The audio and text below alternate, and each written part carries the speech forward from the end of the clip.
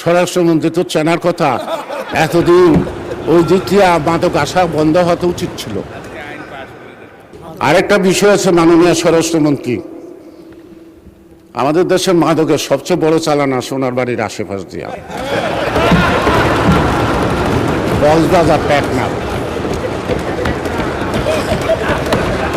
আগে শুনতাম বধূ, এখন তো বধূ নাই, বধূ তো বধ হয়ে গেছে গা। এখনকার ওইখানকার দায়িত্বটা কে নিছে? বাড়ির আশেপাশের লোক। স্বরাষ্ট্রমন্ত্রী তো চেনার কথা।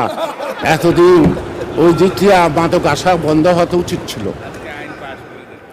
আইন দেওয়া কোনো কিছু হয় না, আইন কার্যকরী করার জন্য সাহস লাগে, সৎ সাহস লাগে, ইচ্ছা লাগে। সুতরাং আমাদের একটা বড় চ্যালেঞ্জ এখন বাংলাদেশে মাদক আসক্ত। এই আমার এলাকায় মানে ঢাকা ৩ একটা হসপিটালে সাইনবোর্ড লেখা আছে, আমাদের মাননীয় সাবেক মন্ত্রী মোশাররফ ভাই তার নাম লেখা আছে, এখানে উদ্বোধন করছেন এবং আমানুল্লাহমান সাহেব উপস্থিত ছিলেন। একটা স্টোন আছে, 10 শয্যা বিশিষ্ট একটা হসপিটাল, পুরা মাদকে আক্রান্ত, মানে রুগীও নাই, ডাক্তারও নাই, দারোয়ানও নাই, মাঝে মাঝে খুন হয়।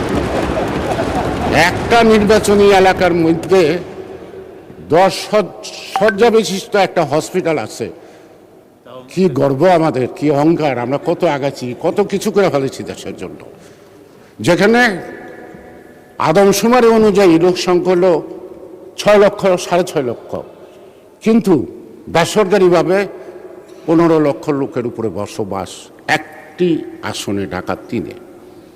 সেখানে একটা হসপিটাল আছে, তার মধ্যে মাদক আসক্ত। তাই মাননীয় স্পিকার, আমার মনে হয় আমার সব কথার মধ্যে সব দাবি হয়ে গেছে। এখন আমরা সাহসিকতার সাথে আমাদেরকে এগোতে হবে।